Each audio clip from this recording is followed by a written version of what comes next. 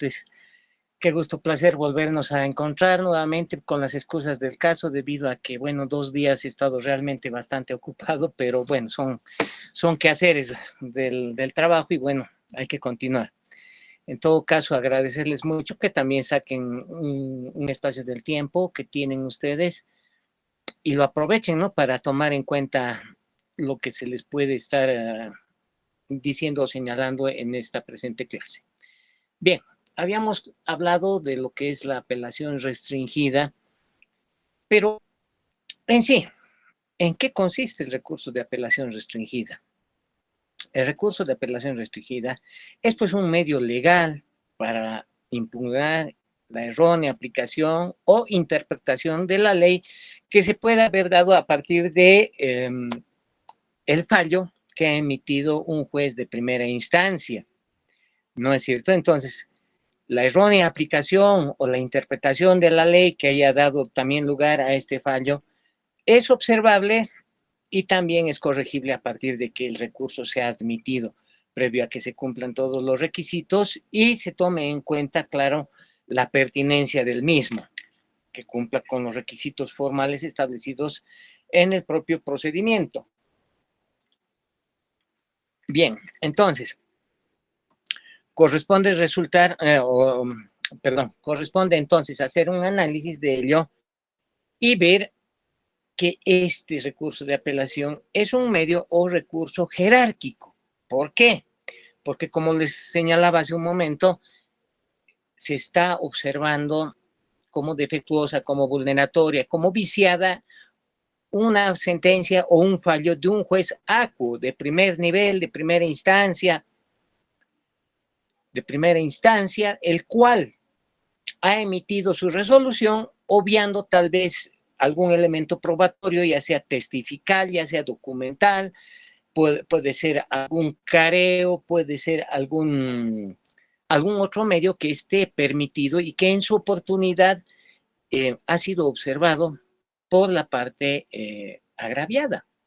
Entonces, a partir de que no se ha dado solución o no se ha escuchado o no se ha procedido a la corrección de esta observación en la oportunidad, es que se hace la reserva de apelación. Esta reserva de apelación es cabalmente lo que les decía, ¿no? Que ustedes tienen que tener mucho cuidado en que apunten, estén con su agenda el día que se vayan a producir los hechos, apunten la fecha, apunten quién es el testigo que está declarando, o bien qué tipo de documento es el que está siendo observado o nosotros hayamos objetado la posibilidad de que el mismo pueda ser judicializado. Entonces, ustedes van a anotar, van a apuntar todo ello y tienen que tener un marco y una referencia también de saber plantear posteriormente cuál es el objeto, cómo es que ese elemento hubiera podido modificar sustancialmente el fallo a favor de ustedes. Porque si estamos apelando, evidentemente es porque pues estamos siendo afectados, no estamos contando con la tutela que estamos solicitando y evidentemente pues nos están poniendo inclusive hasta en un estado de indefensión, un incumplimiento del debido proceso, etcétera, etcétera, que bueno, ya son elementos que ustedes seguramente también van a ir formulando, fundamentando a momento de que presenten su apelación. Entonces, también esto debe tomarse en cuenta a partir de esa doble instancia que está garantizada en nuestro país y que la Constitución Política del Estado reconoce, a partir de que ese fallo que ha sido emitido por un juez acuo de primera instancia pueda ser revisado por un superior jerárquico. Pero también, como les había señalado ya en una clase anterior, tenemos que tener un especial cuidado de no ser muy redundantes, de no, ¿cómo les puedo decir? De nada sirve que hagamos 40 hojas de apelación, como les decía, no van a ver, no van a tener el tiempo los vocales de poder revisar uno a uno o de leer toda esa documentación que le pasa. Por eso es que ustedes cuando formulen o lo eleven ante el superior jerárquico su apelación, tiene que estar identificado el agravio. ¿Cuántos agravios han detectado? No sé, se me ocurren 4, 8, 10, no sé. Entonces, agravio 1, en fecha tantos, habiéndose realizado, se me ocurre, no sé, la declaración del señor Juan Pérez, declaración sustancialmente importante para esta investigación, ya que la misma era reveladora, era aclaradora de los hechos que denotan la culpabilidad o inocencia de la parte contraria, ¿no es cierto? Entonces, ha sido, este elemento ha sido debidamente atendido, se ha hecho el reclamo pertinente ante la autoridad jurisdiccional, la cual, pese a nuestra fundamentación y motivación, no ha sido atendida, por lo cual se ha procedido a hacer reserva de la apelación en el punto concreto. ¿Qué es lo que ustedes han pedido, han solicitado, o cuál es ese elemento que se está utilizando como el fundamento de esa apelación? Entonces, ustedes tienen que identificar y tienen que formular así. Entonces, agravio número 1, no se ha considerado la prueba testifical de fulano de tal, plin. Entonces, ahí comienzan ustedes a desarrollar cómo es que les está causando ese agravio, de qué manera es que esa declaración, al no haber sido considerada por la autoridad, le está quitando o le está restando pues la fuerza a todo el proceso del juicio, ¿no es cierto? Y consecuentemente a ese fallo que en vez de salir blanco, pues va a salir negro, ¿no? O negativo, si ustedes gustan, a nuestros intereses, precisamente por un simple hecho de que no se ha tomado en cuenta o no se ha ponderado por la autoridad ese elemento, ya sea documental, sea testifical, sea el que fuere que en su momento haya sido oportunamente reclamado. Y esa apelación restringida se restringe a ese punto concreto que ustedes en su momento han expuesto ante la autoridad judicial. Punto 2, segundo agravio, ¿cómo es que a partir de que no se ha considerado la documental número tantos, de fecha tantos, que la cual demuestra la propiedad, la posesión, no sé, se me ocurre que se llama inclusive, la cual a partir del informe mismo señala la inexistencia o existencia de qué? Bueno, no sabemos, ¿no? Pero más o menos ese es el ejemplo que les voy dando. Entonces tienen ustedes que aclarar y señalar cuál es esa importancia de ese documento. Y sobre todo tienen que mostrar cómo es que el agravio les está causando perjuicio. Eso es lo importante, lo vital, porque como les decía anteriormente, no daremos vueltas yéndonos a la historia, ¿no? Señor juez, hace 5 años o 3 años, en fecha tantos, horas tantos, mientras yo caminaba en la calle, o a momento de haber realizado un negocio con el señor fulano de tal. No. En este proceso de apelación, apenas un breve resumen de eso, ¿no? Listo, concreto, pero el agravio, porque el fondo no le interesa al juez.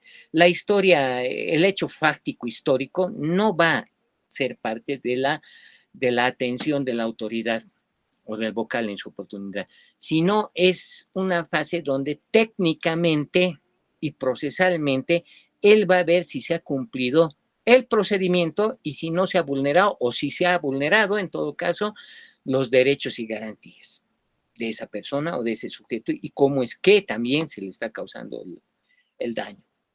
Entonces, también dentro de ese planteamiento es importante, ¿no?, que nosotros señalemos cómo es que esta prueba, a partir de ser valorada y considerada por el juez Acuo, hubiera cambiado sustancialmente el trayecto o el curso de la línea que estaba siguiendo la sentencia y no nos hubiera causado el daño, porque eso es lo que tenemos que demostrar, ¿no? ¿Qué es lo que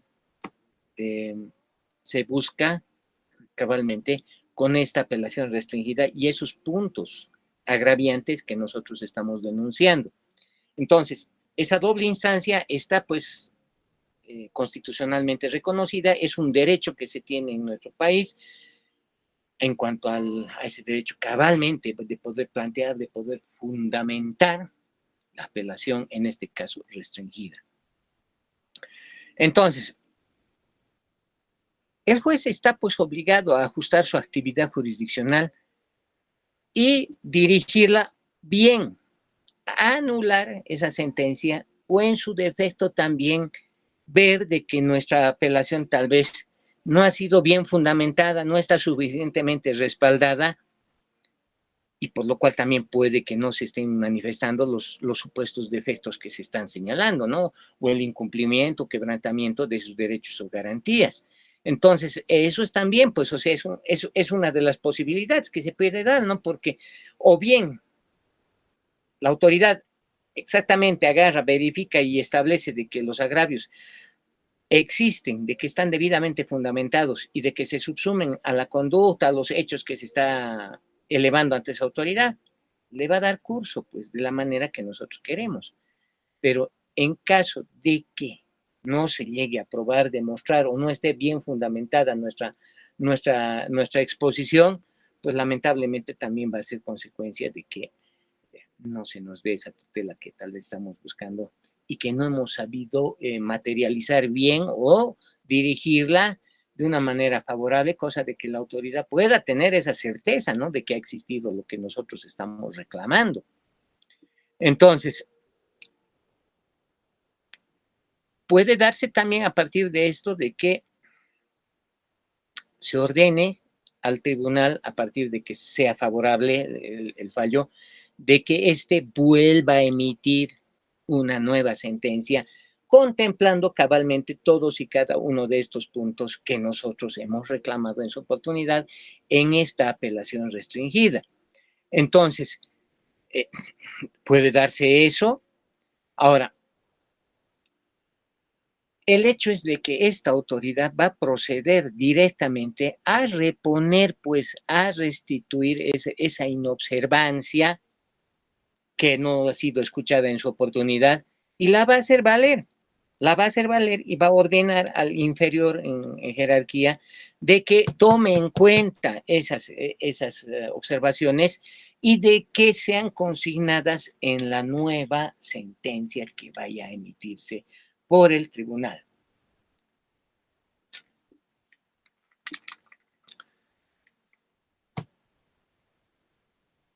Entonces, si me permiten, tengo acá una sentencia constitucional que señala y refiere cabalmente esto que hemos estado hablando.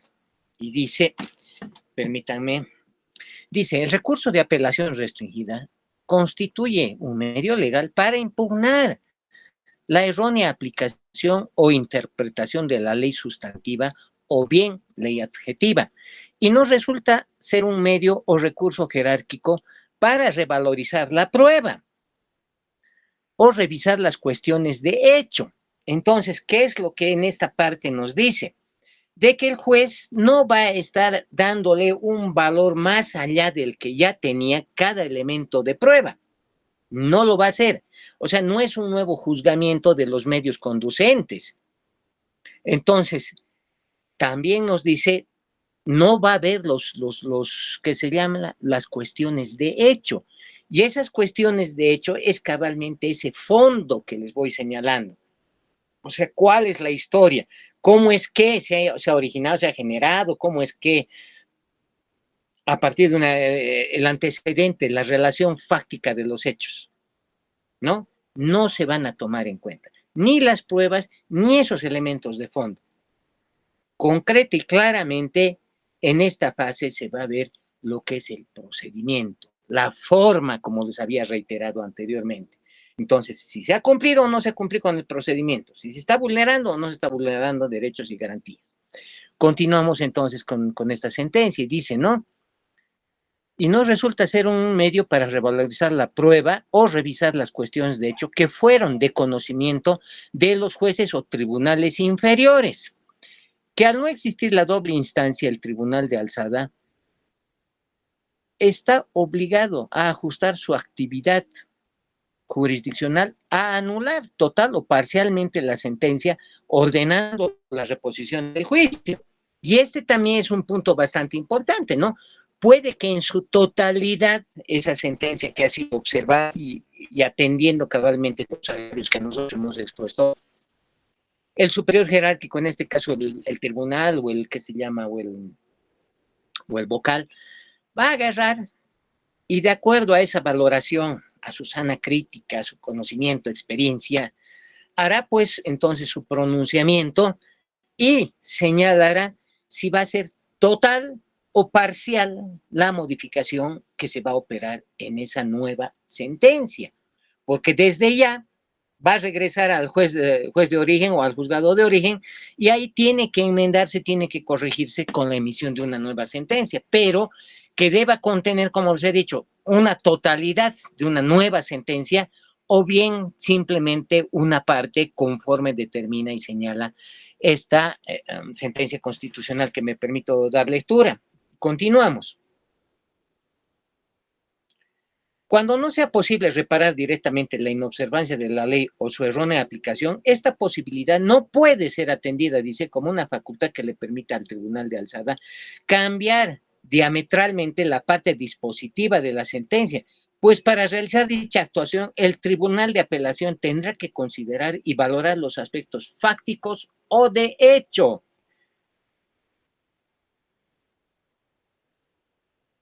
que fueron presentados ante el tribunal de la causa. Esto significa que no se considerará dentro del alcance del artículo 413, última parte del Código de Procedimiento Penal, la posibilidad de que el tribunal de apelación cambie directamente la determinación de la cadena de la condena, perdón, o absolución del imputado, porque para ello se requiere imprescindiblemente valorar la prueba. Entonces, hay que ver también cómo es que el tribunal o el superior jerárquico va a atender cada punto y cómo es que nosotros también estemos dirigiendo nuestro petitorio. En sí, ¿qué es lo que estamos pidiendo? Eso es lo importante, porque esto le va a dar un curso, le va a dar un sentido a nuestra petición. ¿No? Y ahí lo vamos a direccionar simplemente de que sea el incumplimiento de un derecho o garantía, el quebrantamiento, por ejemplo, como ha señalado acá esta sentencia, ¿no?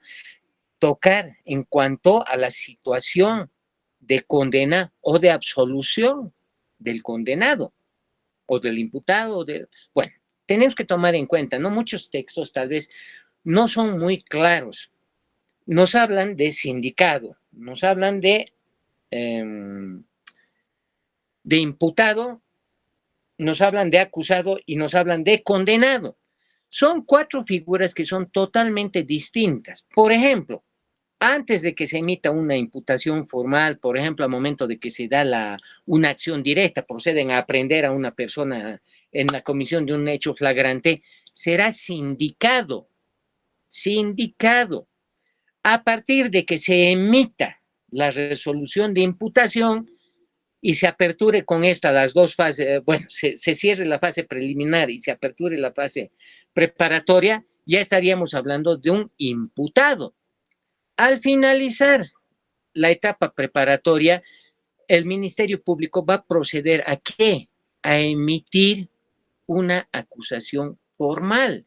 Esa acusación formal ya le va a dar otro estatus a esa persona, cambiará de imputado a ser acusado y en esa calidad de acusado va a ingresar a lo que vendría a ser la fase del juicio oral público y contradictorio hasta el momento en el cual se emita la sentencia. A partir de que esa sentencia tome el rumbo de absolución, bueno, pues estamos hablando de una persona que bueno, habría sido conceptuada, valorada en cada uno de sus elementos probatorios y demás. A partir de eso, también el tribunal dará ese fallo a su favor, absolviéndolo. Pero, ¿y qué ocurre si ocurre lo contrario? Y en todo caso, sí se encuentran todos los elementos necesarios y emite la sentencia correspondiente. Entonces ahí lo condenan y ya estaríamos hablando de un otro calificativo que sería del condenado. Y cuando llegue a la instancia de los tribunales de ejecución, ya estaríamos hablando concretamente, ahí sería tratado ya como el condenado esa persona, ¿no es cierto? Claro, pero también no olvidemos de que cabalmente a estas instancias, ya sea que resulte absuelto o sea condenado, mis estimados colegas, cualquiera de las dos partes va a tener que apelar. La víctima, si lo declaran absuelto al que se llama al acusado, evidentemente al ver Mellados agraviado nuevamente sus derechos, porque la autoridad no está dándole valor a su acusación, va a tener que apelar. Va a tener que apelar y estamos hablando de una apelación restringida cabalmente para que esta persona, pues, a partir de que sea revisado, también se cambie el fondo de ese fallo, ¿no es cierto? Y ahí el que era conceptuado como absuelto, a partir de que se tome en cuenta los otros elementos y saque la nueva sentencia, bueno, pues pasará al otro rol, ¿no? De condenado. Entonces, eso es bastante importante porque a partir de esto, pues tenemos la idea de que es bastante crucial, digámoslo así, el hecho de que nosotros planteemos bien fundamentado, bien motivado el recurso de apelación, porque de eso va a depender, pues cabalmente, de que esta figura cambie, ¿no es cierto? Entonces, sí o sí en todos los procesos se dan las apelaciones, se dan y se dan. A veces apela una de las partes, a veces también presentan su apelación las dos partes, tanto la víctima como el victimario, porque de alguna manera ven conculcado algún derecho o porque no se ha considerado algún otro elemento más que haga ver, ¿no? Decía que la pena es muy baja, muy leve, o se lo está declarando absuelto, o en su defecto se lo esté condenando. Proseguimos, entonces, dice, ¿no? El artículo 413, última parte del Código de Procedimiento Penal, la posibilidad de que el Tribunal de Apelación cambie directamente la determinación de la condena. Y sí, evidentemente esto puede darse, ¿no? Esto es un auto supremo, lo que acabo de leerles, es el auto supremo número S minúscula punto 74 de 18 de marzo de 2008, Sala Penal Segunda, del 26 de abril del año 2010. También, en similar posición, vamos a hacer un análisis también de lo que continúa esta sentencia, que dice, en similar sentido, puntualizando las funciones de los tribunales de recursos versus los de juicio. Entonces nos dice, la jurisprudencia suprema estableció que el recurso de apelación restringida es un medio de control de las sentencias. Y por supuesto que sí. Aquí seguimos dando vueltas con lo que hemos comenzado prácticamente esta noche del curso. ¿Por qué? Porque cabalmente nos va a permitir pues hacer ese control, esa que nos va a permitir que esas observaciones, esas objeciones que nosotros hemos planteado y que no han sido atendidas en su oportunidad, sean pues resueltas por el juez superior o en este caso, por el vocal.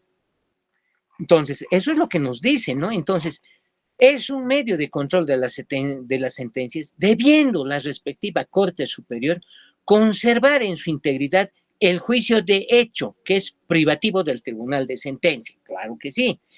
Que por su naturaleza, finalidad legal y doctrinal es esencialmente de puro derecho y en su análisis el Tribunal de Alzada no puede retrotraer su actividad jurisdiccional a circunstancias, hechos o pruebas fácticas. Y esto también condice a lo que les estaba diciendo. No se va a hacer un reconteo o una revalorización o ponderación de los hechos. No, tampoco se va a estar volviendo a dar nuevo valor o restando valor a las pruebas que ya se hayan producido o que hayan dado lugar a que éstas se judicialicen, por ejemplo. Entonces dice, ¿no?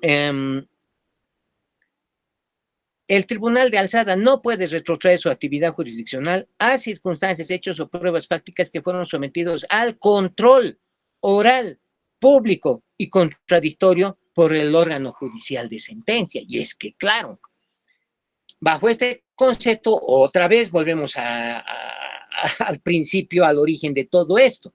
Un juicio es oral, ¿por qué? Porque a partir de la palabra es que cada una va a tener su momento en el cual cada una de ellas va a expresar, va a exteriorizar, va a manifestar cuál es su verdad, cuál es su versión de los hechos. Va a tener esa posibilidad, evidentemente, ¿no es cierto? Eso sería en cuanto al juicio oral. Público, ya les he dicho que esto de los juicios no se dan a puerta cerrada, no se da entre cuatro paredes sin que el resto de las personas puedan saber de ello. Ya les había yo hablado de que la única forma por la cual no se pueda ingresar o tener acceso, conocimiento de una audiencia es que se declare la reserva por parte de la autoridad jurisdiccional, ¿no? Cuando, por ejemplo, se tratan casos de violación, se dan delitos contra menores de edad, se dan casos de extrema violencia, como los de feminicidio, etcétera, etcétera, que van en contra, que son delitos de género, ¿no es cierto? Entonces, bajo ese principio, para mantenerla inclusive, les voy diciendo, cuando existen testigos que están con protección, por ejemplo, el Ministerio Público tiene su unidad, ¿no? De la UPABT, la Unidad de Protección a la Víctima. Entonces, por diversos tipos de circunstancias, por ejemplo, no se puede dar a conocer el nombre de las víctimas. Dentro de un caso, por ejemplo, ahí está viendo el bulladísimo que se ha estado llevando a cabo en cuanto a la apelación que se ha dado dentro del caso Sencata, ¿no es cierto? Como producto de los hechos que se habrían dado el día 19 de noviembre del año 2019, ¿no? En el cual tenemos 10 personas fallecidas por impacto de bala y tenemos más de 40 y tantas personas también que han resultado heridas. Y eso yo escuchaba muy claramente, veía el contenido de la apelación, en que esas personas, por ejemplo, los familiares de los fallecidos y los propios heridos se encuentran bajo protección. Entonces, yendo desde un plano de que inclusive no se puede señalar sus nombres más que con iniciales, es lo mismo que ocurre también con los menores de edad, ¿no? Tampoco un niño de un menor podemos estar dando sus dos nombres, sus tres apellidos, no podemos estar dándolos, tiene que estar bajo reserva, bajo protección. Ahora, esta reserva, como les digo, es el medio por el cual se va a proteger la identidad de estas personas para que no sean pues perseguidas, no sean sometidas, no se realice contra ellos ningún tipo de acción que pueda hacer cambiar su versión, ¿no? Porque más adelante, evidentemente, va a haber un proceso, va a haber un juicio en el cual también ya se va a ventilar o se presentará, no sé, hasta los resultados de cámara GESEL, etcétera, etcétera, que se vayan a valorar y ponderar por la autoridad jurisdiccional, ¿no es cierto? Entonces, bajo este criterio ya tenemos, ¿no? Juicio oral, público, contradictorio nuevamente que les estaba haciendo recuerdo y que no me canso de señalar. Este es tal vez el motorcito de estos principios del proceso, porque este va a hacer que sea dinámico pues el proceso como tal, porque ya les decía, una parte necesariamente va a tener que decir, bueno, señor juez, de acuerdo a los datos y a los hechos, yo he sido víctima y mi victimario es este señor, a partir de que este ha utilizado una botella, un cuchillo, un arma de fuego o un bolígrafo para agarrar y con su a mano alzada despojarme de mis bienes, ¿no? Entonces, y la parte contraria, que va a tener también su voz y voto en esta situación para decir, jamás de los jamases he estado en el lugar de los hechos, yo ni conozco a este señor que me está viniendo a calumniar e injuriar a partir de presentarme inclusive una denuncia y en la cual ya me encuentro sumergido actualmente dentro del juicio oral. Entonces, todos estos elementos van a dar su dinámica, ¿no? Esta contraposición de intereses va a hacer de que esto se torne dinámico y de que cada una de las partes vaya generando su propia prueba de descargo.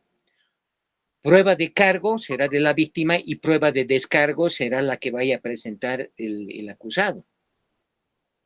Entonces, todos estos elementos se van a ver y se van a tener también, ¿no es cierto? Entonces, continuamos con esto. Oral público. Y continuado. A partir de lo que determina la ley 1173, que es la última que se ha venido a operar sobre lo que ya es la ley 1970, que por cierto, a la fecha ya cuenta con N parches, si vale el término, N parches porque se le han ido adhiriendo diferentes modificaciones y leyes también que se ha ido creando, se ha ido sacando, se ha ido viendo de acuerdo a las necesidades que se van generando en el día a día, ¿no? Con la coyuntura se van dando nuevos tipos penales, nuevas figuras, ¿no es cierto? Una de las últimas que, por ejemplo, ha sido metida, ha sido, por ejemplo, esta modificación del tipo penal, ¿no es cierto? Homicidio, asesinato y feminicidio, ¿no? Porque si estamos hablando, por ejemplo, de que una mujer mata a un hombre con, no sé, 20 puñaladas, estamos hablando de qué, dependiendo de las circunstancias, de asesinato. Listo, se acabó ahí. ¿Por qué? Porque dependiendo, si son 20 puñaladas, ya no podemos hablar de que ha sido homicidio. ¿No es cierto? Porque el homicidio puede darse de una manera culposa, por ejemplo. A ver, se me ocurre que, digamos, yo esté caminando en la calle y que una persona en estado de ebriedad, sin conocerme, sin hacerle yo daño, venga y me meta no sé, un pechazo, me haga caer al piso y yo enfurecido me pare y le meta un puñete en la cara y lamentablemente este cae como plomo al piso y se parte la nuca. ¿Qué pasa? Va a fallecer. Era mi intención matar, yo he salido con esa idea de mi casa o lo he estado viendo al tipo desde la siguiente, casi de una cuadra, no, aquel me está viniendo a provocar, pero si me choca yo lo mato así. No, no, porque es algo fortuito, es un impulso que nos va a producir, digamos, esa reacción. Pero el asesinato no es lo mismo, mis estimados colegas, porque yo quiero causar daño a una persona, quiero eliminarla, quiero matarla, quiero hacerla desaparecer. ¿Qué voy a hacer? Pues averiguaré dónde vive, qué actividades desarrolla. Todas las noches llega a su casa a 7:30. Llega en un minibús, no sé, el 308, ya que lo deja a media cuadra de su casa. Este señor tiene una vida predecible, ¿no? Se baja del minibús, va a la tienda, compra sus 4 pancitos cada noche, de ahí sigue caminando, prende su cigarrito antes de llegar a su casa, apaga su cigarrito y todavía se queda un ratito más mirando en su puerta que se le salga, digamos, la fragancia del pucho. Entonces, ¿yo qué hago? Voy a estarlo estudiando a esta persona, ya voy a saber qué tipo de movimientos realiza. Entonces, también veré cómo voy a agarrar yo, dónde me voy a esconder, desde dónde lo voy a estar observando y cómo es que voy a proceder a eliminar a esta persona. Entonces, para este efecto, supongo que, bueno, a ver, se me ocurre utilizar un cuchillo, ¿no? Entonces, el cuchillo que voy a llevar tampoco va a ser uno más motoso que mi diente, digamos, ¿no es cierto? Será pues uno puntiagudo, bastante filo y largo, grande, cosa de que penetre ropa o cualquier elemento y, sobre todo, yo le cause daños en órganos vitales, yo que sé, plantarle en el corazón o darle un corte en la yugular o bien ensartarle el cuchillo en el estómago, ¿no? Y encima hacerlo girar y hacer un corte pez, cola de pez, como se llama eso, ¿no? ¿Con qué intención? Con que no solamente es que se pinche y al ingresar corte, sino que al girar el cuchillo también destroce y haga un daño enorme, ¿no es cierto? Imagínense hacer girar el cuchillo en un estómago, en un pecho, no sé. Entonces, todos esos elementos hacen ver, ¿no? De qué es la diferencia entre un homicidio y qué es un asesinato. ¿Y qué es un feminicidio? Un feminicidio ya es un delito de género, ¿no es cierto? Porque concretamente se refiere a que se dé muerte a una mujer, atendiendo las características de lo que dice la norma. Y si me permiten, vamos a leer un cachito de eso para tener mayor referencia.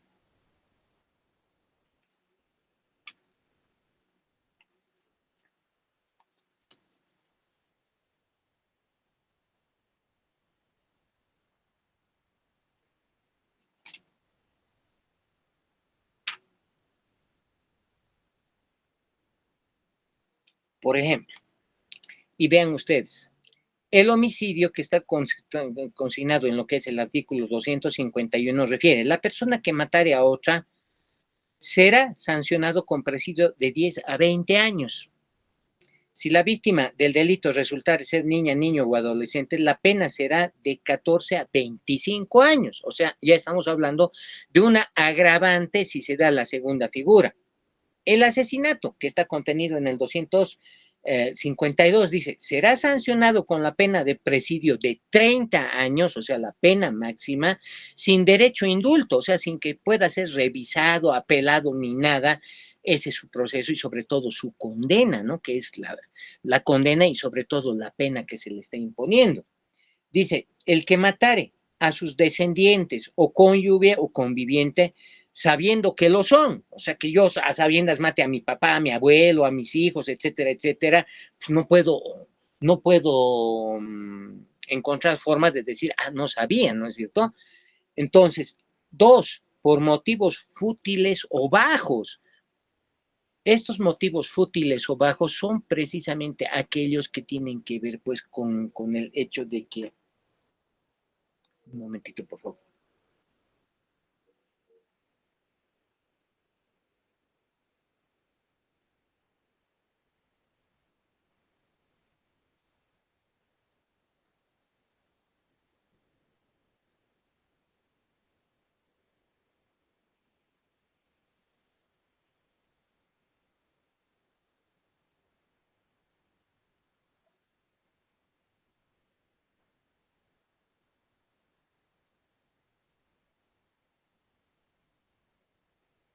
Perdón, tenía una llamada. Entonces, esa futilidad, o sea, matar por una soncera, en pocas palabras, para que me entiendan, ¿no? Por algo de poco precio o de poca importancia, qué sé yo. Viene, estoy caminando en la calle y viene un tipo y, no sé, me roba mi celular, me quita de la mano. Yo cabalmente estoy armado y le vacío 4 tiros. O sea, ¿tendría eso una proporcionalidad? Para nada. Realmente valdría la pena sabiendo que mi teléfono inclusive ni servía, era antiguo, ya era de 100 pesitos más encima, ordinario, desactualizado y que yo mate a esa persona. A eso se refiere cuando se mata a alguien por motivos bajos o fútiles. Otro de los elementos, con alevosía o ensañamiento. Entonces, eso cabalmente lo que les estaba diciendo, ¿no? De que agarre a la víctima y yo le meta 25 puñaladas. ¿Hay alevosía? Claro que sí. Ensañamiento, por supuesto. Y no conforme con eso, inclusive proceda a mutilarlo mientras está inclusive vivo, ¿no? O agonizando, no sé, le corte la nariz, los labios, cada cosa que se ve en el ejercicio de la profesión es realmente duro. O como les decía hace un momento, ¿no? De que agarre el cuchillo, se lo introduzca al estómago y lo haga girar. Entonces, ahí hay alevosía, hay intención de matar. Ese es el hecho. Por medio de sustancias venenosas u otras semejantes, pues envenenar a esa persona, darle raticida, qué sé yo. 6, para facilitar, consumar o ocultar otro delito. Claro, o sea, digamos, realizamos un golpe con unos compañeros, ¿no? Robamos el Banco Central, no sé. Y para asegurarme de que quede impune, de que nadie hable, yo agarro y los mato, ¿no? O sea, ya veré, les pongo una bomba en el auto o les meto 4 balazos también por ahí yéndome a un lugar oscuro con pretexto de decirles, vamos a ocultar el vehículo, ¿no es cierto? Para vencer la resistencia de la víctima o evitar que el delincuente sea detenido desde ya. Y el 252 bis, que vendría a ser el feminicidio, y este ya es más grave, ¿no? Porque con esto termino, perdón que nos vayamos a otra cosa, pero me resulta interesante, ¿no? Que toquemos una cosa u otra, porque cabalmente nuestro sentido de apelación puede ser gracias a estos elementos que estoy diciéndoles.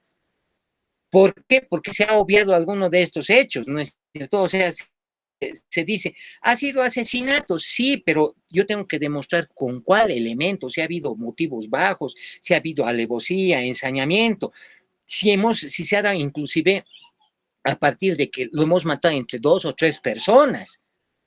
lo hemos maniatado, etcétera, etcétera. Entonces, cada elemento de ello va a ser, bueno, el asesinato como tal va a ir, pues no, pero tenemos que marcar y determinar también cómo es que se han dado los hechos y cómo es que estos tienen que ser, pues, necesariamente atendidos por el juez, porque no puede quedar impune ni puede ser la ley a medias. El feminicidio, dice, se sancionará con la pena de presidio de 30 años sin derecho a indulto a quien mate a una mujer en cualquiera de las siguientes circunstancias. Y aquí nos dice, al igual que los otros, son números clausus que están reglados expresamente por la ley, que cada uno se refiere a un punto concreto. No se olviden de eso. Entonces dice, uno, el autor o haya sido cónyuge o conviviente de la víctima, que sea su pareja, listo. La mató, feminicidio. Dos, por haberse negado la víctima a establecer con el autor una relación de pareja, enamoramiento, efectividad o intimidad. Entonces, también es un momento cualquiera de estos tres, ¿no? No haya querido estar con él, o sea, arreglarse con él, salir con él, y que, peor, no haya querido tener intimidad con él. Tres, por estar la víctima en situación de embarazo. Tal vez este es el más común. Tal vez es la causa más común para que pueda darse un feminicidio, toda vez de que esos embarazos no deseados van a dar como consecuencia que tal vez pues, una de las ya sea, bueno, en este caso el autor del embarazo, no quiera pues responder o reconocer esa situación y que ven tal vez en ese momento de ofuscación, de turbación, que no le veo, sinceramente, otra palabra a eso, que decidan librarse de un perjuicio para ellos cometiendo un feminicidio. En este caso superaría lo que dice a la cura de peor que la enfermedad, porque 30 años por no pagar asistencia familiar. Cuatro, la víctima que se encuentra en una situación o relación de subordinación o dependencia respecto del autor. Claro que sea una madre de familia, digamos, que depende de los ingresos económicos que le oculta o que le brinda su pareja, ¿no es cierto? Hay esa subordinación, hay esa dependencia económica, hay esa dependencia emocional central, porque el hombre viene a ser, o la mujer viene a ser, pues, el rey de la casa, el señor de la casa, es a quien se le debe respeto, se le debe atención y todas esas cosas. ¿Por qué? Porque pone un poco de peso en la mesa para ¿no es cierto? La víctima se encuentra en una situación de vulnerabilidad, también es un elemento por el cual se tenga que atender, por ejemplo, que esa víctima haya estado en un momento de depresión, que haya tenido gran conflicto emocional por el cual esta persona, del cual se haya aprovechado esta persona y finalmente también haya procedido pues a matarla, no sé, ¿no? O sea, hay distintas formas de cometer y de ingresar en esta forma de delitos. 6, cuando con anterioridad al hecho de la muerte, la mujer haya sido víctima de violencia física, psicológica, sexual o económica. Y aquí es lo importante, ¿no? Porque son 4 puntos dentro de la violencia que están tipificados dentro de lo que vendría a ser el procedimiento penal. 4 figuras de violencia. La física, que ya sabemos, la típica con golpes, patadas, puñetes, o sea, mantener a la pobre todo un coágulo de moretones, llena de golpes y demás. La violencia psicológica. La violencia psicológica que no solamente puede ir desde tratarla con palabras sueces o impertinentes a esa persona. La indiferencia también constituye una forma de violencia psicológica. Y esa indiferencia, ¿cómo se expresa? En que yo ignore a mi pareja, por ejemplo, yo ni la hora ni nada, si está viva o muerta, a mí no me importa. Está ahí, pero para mí no está. Esa es una forma de violencia psicológica, aun cuando tal vez no causa ningún tipo de efecto como nosotros veamos. ¿Pero qué le he hecho? Yo no le he hecho nada. Precisamente, pues, precisamente. ¿No? O sea, hemos ignorado, hemos obviado, le hemos dado una muerte civil a esa persona y constituye también una forma de violencia que el derecho penal atiende y ve. Violencia sexual, ¿qué les digo? La violación es una figura que puede darse inclusive aún dentro del matrimonio. No importa si usted está casado 15 años con su mujer, tiene todo lo que tiene que tener dentro de la pareja, pero cuando ella dice no a lo que ustedes ya se imaginan, no es no. Y si se da una forma de intimidad con presión y obviando ese no, estamos hablando de violación, señores. Estamos hablando de violación. Y la violencia económica, cabalmente que crea esa dependencia, ¿no es cierto?, de que tengamos a la pareja en la casa y la misma tenga que comer, vestir, qué sé yo, atender todo bajo esa dependencia y que nosotros inclusive hasta la obliguemos a hacer o dejar de hacer algunas situaciones con la excusa de que si no haces esto, no hay esto, ¿no es cierto? Entonces, es también una forma de violencia económica.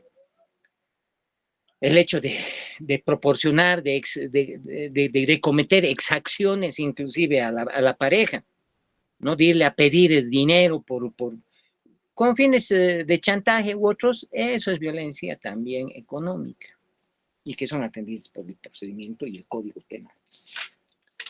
7. Cuando el hecho haya sido precedido por un delito contra la libertad individual a la libertad sexual. Bueno, aquí no creo que necesitemos dar más énfasis a qué se refiere. 8. Cuando la muerte sea conexa al delito de trata o tráfico de personas. Oh, y aquí está pues la cosa también, ¿no es cierto? Cuando se capta, por ejemplo, personas menores de edad para que éstas se dediquen a la prostitución, a la explotación sexual y consecuentemente estas personas lleguen a fallecer, estamos hablando también de un feminicidio. Y 9, cuando la muerte sea resultado de ritos, desafíos grupales o prácticas culturales. En Santa Cruz ha habido el caso de la manada, si mal no recuerdo, hace un tiempo atrás, ¿no? Por el cual un grupo de jóvenes cometen un hecho de violación y posterior asesinato de una jovencita, ¿no es cierto? A la cual violan y abusan entre 8 o 10 personas. Y evidentemente para que ésta no los identifique y más tarde no sean aprendidos, la eliminan.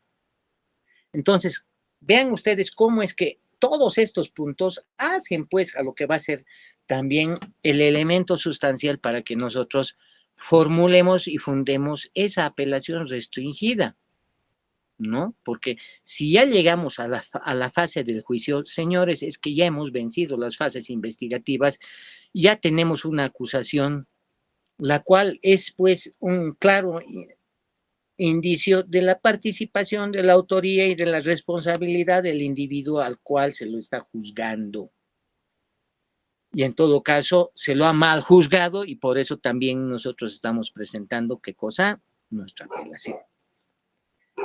Entonces, también resulta interesante y cómo es que vamos desarrollando a partir de esto lo que nos dice la doctrina legal aplicada y nos dice, no, la valoración de los hechos y de la prueba es atribución privativa del juez o tribunal de sentencia por cuanto ellos son los que se encuentran directamente involucrados en todo el proceso de la producción de la prueba con la intervención contradictoria de las partes procesales.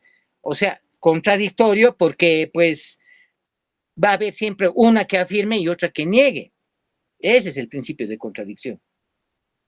Entonces, ahora, en caso de que dicha valoración sea confusa, contradictoria o insuficiente porque no tiene el sustento de la experiencia, conocimiento, o no son utilizados adecuadamente la lógica y las técnicas de argumentación, en definitiva, no se encuentran explicadas apropiadamente, señala esta sentencia, y que ponga en duda la razón del tribunal de sentencia, por lo que el tribunal de apelación debe identificar, dice, la falla o la impericia del juez o tribunal de primera instancia. Y aquí está pues lo esencial, porque ya nos está hablando conducentemente a que un juez da el fallo en base a qué, a la experiencia, a la sana crítica, a la psicología que esa persona ya ha ido con la cual se ha ido invistiendo esta persona a lo largo de esa experiencia de vida personal y profesional. Porque la sana crítica, la experiencia, la psicología, la vamos ganando evidentemente día a día con nuestros quehaceres, pero también con todo lo que a nosotros nos corresponde ver en nuestro entorno. Por eso es que el día pasado les hablaba del principio de inmediación. Ese principio de inmediación que tal vez se está viendo un poco compulsado en estos últimos tiempos, principalmente por esto que nosotros mismos en este instante estamos haciendo. No tenemos ese contacto de face to face, cara a cara, ustedes y yo, sino que estamos realizando nuestro intercambio de ideas a partir de una forma virtual, en el cual ustedes me ven y si yo quiero también los veo, pero no puedo estar al tanto, digamos, como estaría un juez dentro de una audiencia, porque el juez, ¿qué es lo que va a atender también? A momento de que él tenga que dar, esté recepcionando las declaraciones testificales, esté presente a momento de que se produzcan los elementos probatorios, los careos y todo lo que tenga que haber, incluidas las reconstrucciones, va a estar viendo a las partes qué tipo de conducta, cómo es que se comportan ellos cada vez que un testigo habla o la parte se pone a llorar o cuenta detalladamente de forma desgarradora o dramática muchas veces cómo es que ha presenciado, no sé, un asesinato, una violación, etcétera, etcétera, etcétera. Entonces, va a ser mucho de que el juez también esté atendiendo qué tipo de conducta tiene, si se intranquiliza, si se pone nervioso el acusado, si se ríe, si se jacta inclusive, ¿cierto? Entonces, todas esas formas de expresión van a ser manifiestamente abiertas y van a ser de criterio y conocimiento de la autoridad, pero cuando se da ese contacto cara a cara con las partes. Entonces, ¿esto qué quiere decir? Que es un trato más personal, más directo. Mis amigos, es hasta olerlos, cómo huelen, a qué huelen, ¿no es cierto? O sea, ese es el principio de inmediación. Por eso es que las audiencias son pues presenciales, son presenciales en la mayoría de las veces. Y cuando hay algún caso extremadamente delicado, así tengamos a mano el medio del Zoom o de las videoconferencias, se va a realizar nomás presencialmente. ¿Por qué? Porque cabalmente la autoridad tiene que tomar esa convicción, también es colectarlo del aire, de la escena misma de la audiencia y hacer las suyas. Entonces, en base a todo eso, lo que oye, lo que ve, hasta lo que huele, eso es lo que se va a plasmar en la sentencia. Pero eso, como dice esta sentencia, se logra con la experiencia. Y puede que, como dice acá, había una partecita, ¿no? Dice que ponga en duda del tribunal de sentencia. El tribunal de apelación debe identificar la falla o la impericia del juez o tribunal. Y esa impericia es porque también muchas veces se van dando posición y cambio de posesión y cambio de autoridades. Entonces, no es lo mismo pues que un juez, qué sé yo, con experiencia de 15 o 20 años sentado en su trono, va a resolver en dos patadas cualquier situación. ¿Por qué? Porque él ya sabe concretamente qué cosa es lo que va a captar de cada parte, qué cosa les va a preguntar para que tengan, una vez de que terminen de declarar, inclusive el juez tiene derecho a agarrar y pedir enmiendas, aclaraciones a las partes declarantes. ¿Y eso es para qué? Para sanear alguna duda que él tiene, pues evidentemente, ¿no es cierto? Entonces, pero esto ya también con los años se va ganando la experiencia, eso es cierto, porque hasta preguntar uno tiene que saber, porque puede uno tener muy buena intención de querer lograr algo, pero si yo mismo no me entiendo qué cosa voy a preguntar o qué cosa quiero, peor me va a estar entendiendo también la contraparte, ¿no es cierto? Entonces, primero hay que entenderse uno mismo y después hacer entender qué cosa es lo que yo busco con la consulta, con las preguntas que se va a hacer. Entonces, a eso se refiere con esa impericia de los jueces. Y se da, porque un juez novicio nuevo va a cometer pues errores o va a obviar también algunas circunstancias que están pues gritando ahí en la audiencia y que él no sé por qué situación no ha valorado o no ha considerado. Dice, en la valoración de los hechos y las pruebas, además debe observar que las reglas de la sana crítica estén explicitadas en el fundamento de la valoración de la prueba de manera clara, concreta y directa, que tenga la consistencia de lograr convicción en las partes, sobre todo en la autoridad que controla la sentencia apelada. Y ahí cabalmente se va, pues, ¿no? De que nosotros debemos presentar o elevar ante el superior jerárquico, no pues una cosa, un chorizo de 30 hojas en el cual tengamos una ensalada de ideas y al final no se sepa qué cosa estamos pidiendo. Por eso es que les digo, y no me voy a cansar de repetir, aprendan ustedes a utilizar numerales o letras o como quieran ustedes, aun cuando sea un asterisco, e identificar agravio 1, agravio 2, agravio 3, 4, 5 o 20 que hayan. Pero punto a punto, cosa de que cada uno esté identificado y el juez no diga, carajo, ¿cuál era? ¿O qué es? ¿O no le entiendo? Eviten también repetir. Cada agravio tiene que ser explícito, concreto, específico. No sirve de nada de que agarremos, a ver, un agravio en 3 puntos, de diferente manera, con otras palabras, estemos llegando a lo mismo. No, señores. Agravio como tal, uno solo, listo, paf, entonces lo ubican, lo identifican, lo desarrollan, lo fundamentan y lo presentan. Entonces, si ustedes han sido explícitos, claros, concretos, la respuesta va a ser de la misma manera por la autoridad. Entonces, la idea es no mareado, pues. Ese es el detalle. Ahora, muchas veces, ¿qué es lo que pasa? También otra cosa importante dentro de este tema de la oralidad es respirar, ¿no? Respirar primero y conectar la lengua al cerebro, no al estómago, a los intestinos, para evitar ser visceral. Visceral, hay que ser cerebral. Entonces, la lengua tiene que estar conectada al cerebro para que tengamos la fluidez de las ideas que vayan a ser entendibles por la parte contraria y así también tengamos la respuesta que nosotros estamos buscando.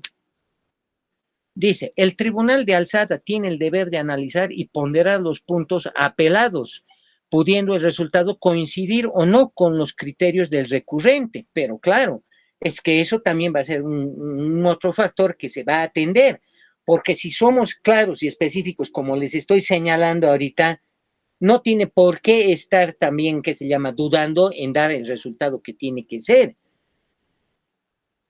Cuestionamiento claro, respuesta clara también, mis estimados colegas. Eso es lo que quiere decir esto. En cualquiera de los casos, dice, el fundamento debe reflejar los actos procesales o hechos de manera que tengan sustento fáctico. Asimismo, el argumento deberá tener una base jurídica. La imparcialidad de la autoridad jurisdiccional deberá imponerse sobre todas las cosas al margen de coincidir, dice, o no con los criterios de las partes procesales. Y claro, tampoco es esto un mercado, digamos, ¿no es cierto?, donde a gusto del cliente va a fallar el juez o va a fallar la autoridad a la cual estamos elevando la apelación. No. Entonces, eso tiene que estar de acuerdo a los antecedentes, de acuerdo a las pruebas, de acuerdo a la petición, cómo vaya a ser planteada o cómo haya sido planteada para que se resuelva lo antes posible. Y como les digo, ¿no? El fallo muchas veces puede ser de nuestro agrado y en las más de las veces de nuestro desagrado. Consecuencia de eso, vamos a fundamentar y vamos a presentar, pues, la apelación. Y la apelación restringida, como les digo, y no me canso de repetirlo, es sobre esos puntos que se han restringido, que se han apartado y que se han observado concreta y específicamente en determinado momento de lo que vendría a ser el proceso o el juicio oral público contradictorio y continuado. Entonces, ustedes van a ir anotando 20 agravios, pues entonces, ¿en qué momento se ha dado? ¿En qué parte de la sentencia se encuentran? ¿Cómo es que les está causando daño? Si es de manera directa, indirecta, consecuentemente, ¿qué es lo que ustedes están buscando con ese fallo? si se tomara en cuenta estos antecedentes que se han obviado, estos elementos que son sustanciales y que de haber sido ponderados, inclusive ustedes se hubieran ahorrado hasta esa apelación, ¿no? Que también a la vez causa pues, también carga procesal a las partes, o sea, carga procesal hasta el vocal que va a tener que atender. Porque si tenía 10,000 causas para resolver, con la nuestra va a ser 10,001 y va a tener que resolver.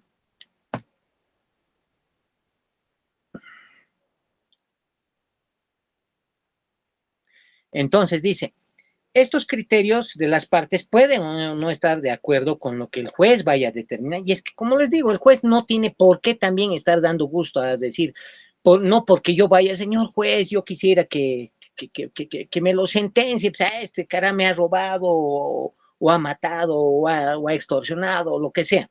Yo quisiera. Pues, todo el mundo puede querer, pero no estamos pues en un mercado, ¿no es cierto? Todo se va a valorar y se va a ponderar en base a lo que se produzca en ese juicio.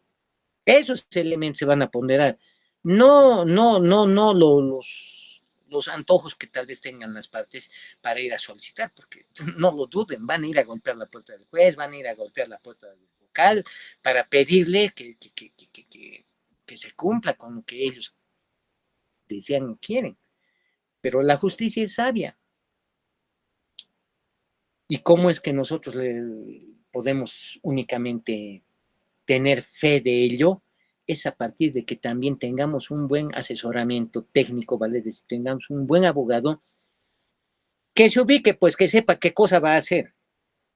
Y esa es la clave, de que ustedes también, colegas, sepan qué cosa van a hacer, cómo se presenta, qué se presenta, y ustedes también, a partir de todos esos elementos, hagan pues una ponderación y una valoración de cuál es el elemento útil, necesario, pertinente que van a elevar en calidad de prueba, o cuál es ese fundamento, si es pertinente, si es útil, si es necesario, para que sea base y sustento de la apelación que vayan ustedes a plantear.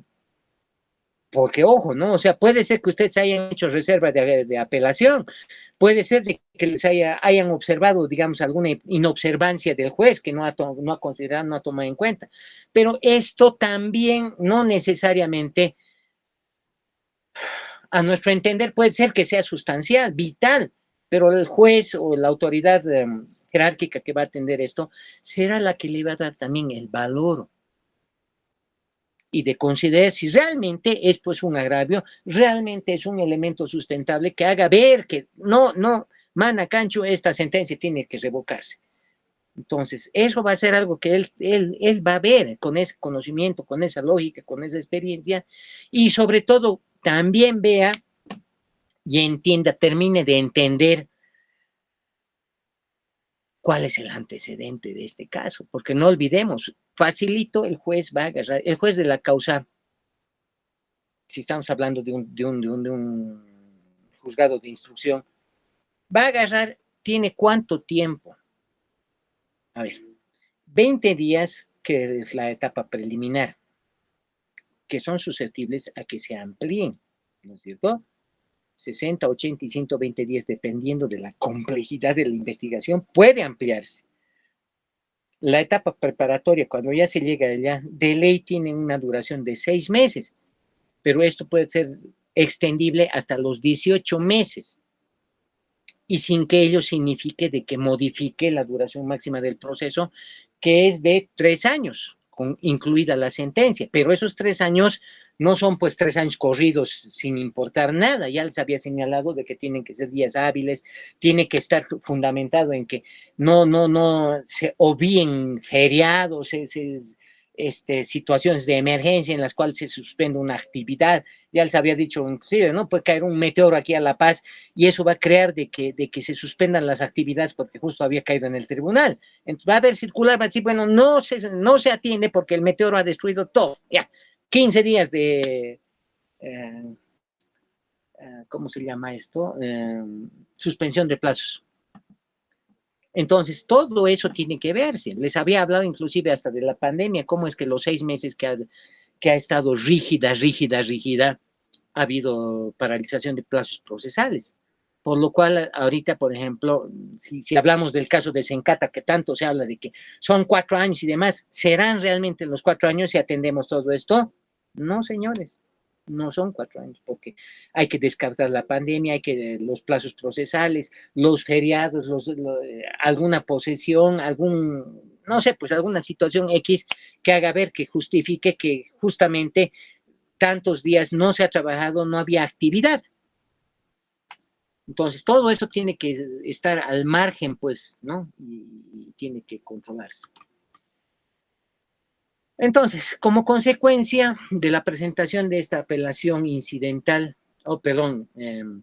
restrictiva, lo que se busca es que se materialice, que se plasme ese principio a la tutela efectiva por parte del Estado, ¿no? A que tengamos esa atención, esa solución, esa justicia que estamos buscando, eso que nos den cabalmente, pero a partir de que el juez de primera instancia no ha hecho bien su trabajo, no ha analizado bien las pruebas o no le ha dado el valor que corresponden, que a estas les correspondían, y que consecuencia de eso pues nos ha causado daño, afectación, perjuicio.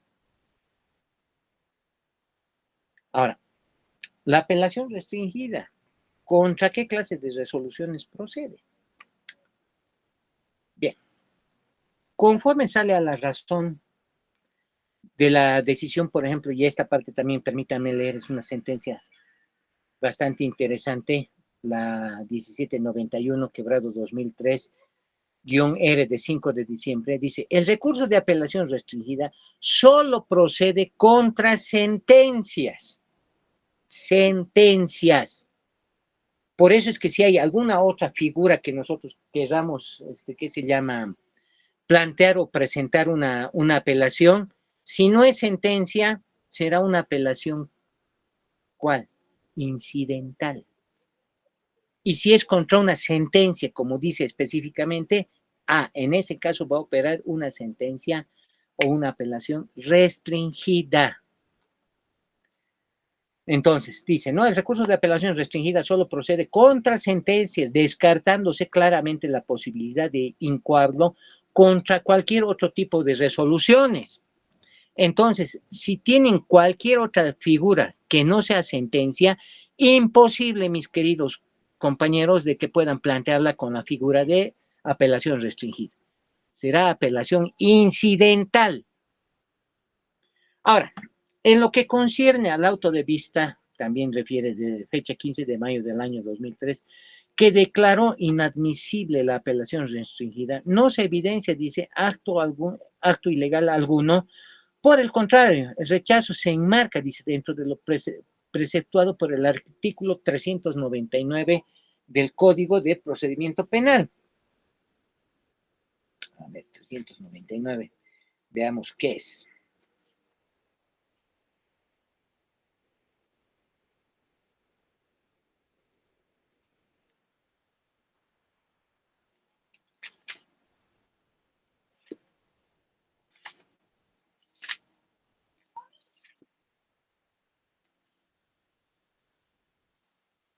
Rechazo sin trámite. Si existe defecto u omisión de forma, el tribunal de alzada, vale decir, ante el cual se está presentando la apelación, lo hará saber al recurrente, dándole un término de 3 días para que lo amplíe, corrija bajo apercibimiento de su rechazo. Entonces, también si es que no está bien presentado, fundamentado, o si no ha cumplido con alguno de los requisitos, va a ser observado, se le va a dar un plazo de 3 días y en caso contrario, pues se va a desestimar, ¿no? su presentación. ¿Por qué? Porque no estaría adecuado ni cumpliendo con lo que la ley dicta. Eso es lo que dice esta sentencia.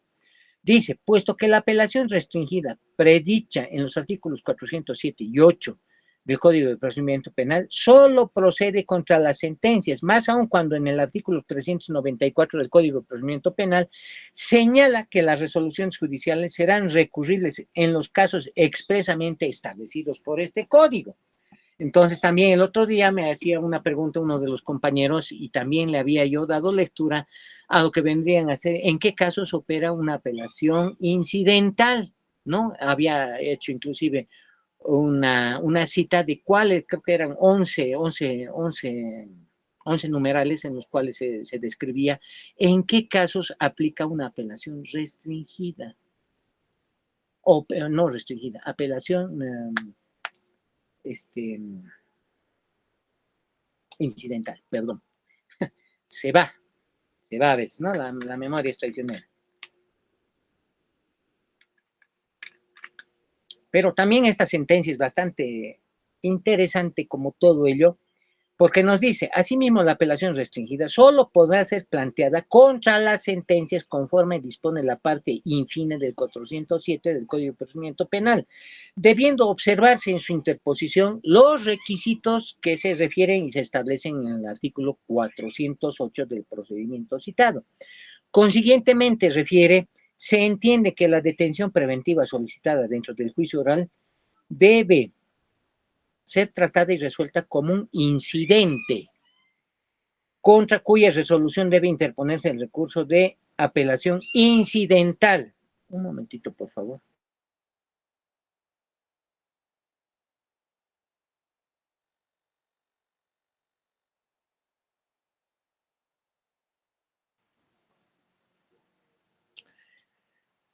Así, entonces continuamos, ¿no? Entonces dice, ¿no? Debe ser tratada y resuelta como un incidente contra cuya resolución debe interponerse el recurso de apelación incidental en los términos anteriormente citados, contrastando los preceptos normativos y la línea jurisprudencial citada con el caso de análisis. Entonces, establece que el recurrente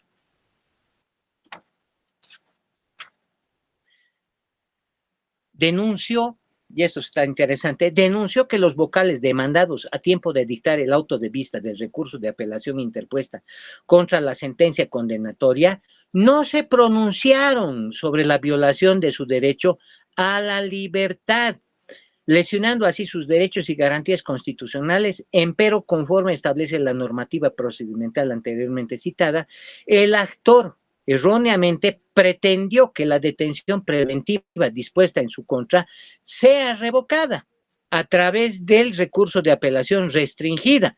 No da, pues compañeros, no da, porque esto sería una apelación incidental que interpuso contra la sentencia condenatoria cuando lo conveniente era interponer el recurso de apelación incidental. Ahí está, cumpliendo el mandato del artículo 403, numeral tercero del Código de Procedimiento Penal. Consiguientemente, los vocales recurridos, al haber adecuado su conducta al marco normativo procedimental, no han lesionado los derechos y garantías del actor, puesto que sus actuaciones no infieren de manera alguna en la privación de libertad de este. Claro, puede ser que esta persona haya estado detenida y él está buscando que se le dé cabalmente la libertad, pero el error, la impericia, no ha sido del juez, no ha sido culpa del tribunal, sino que esto ha sido una metida de pata del abogado, porque planteó apelación restringida cuando lo correcto era apelación incidental, sin importar que ésta se haya encontrado en la fase que se encuentre, pero el hecho es ese, de que tenga que verse cómo y de qué manera es que nosotros vamos a plantear nuestras pretensiones. Y para mejor guía no existe mejor que esta. Entonces, hay que darle lectura porque créame, no es que yo me crea una lumbrera, yo también recurro todos los días a esto y tengo que leerlo, ¿no? Porque es un mataburros excelente con el cual se aprende. Entonces, también para esta partecita es bastante importante lo que nos dice, ¿no? Acerca del error injudicando. La doctrina legal aplicable dice, existe error injudicando al momento de realizar pues la actividad, ¿no? Por parte del juez, a eso se refiere. Cuando las autoridades judiciales, sean unipersonales o colegiados, confunden los delitos de acción privada con los de acción pública. Y esto es algo sustancial. También tienen que tomar en cuenta de que los delitos de acción privada están expresamente nominados en el artículo 20 del procedimiento.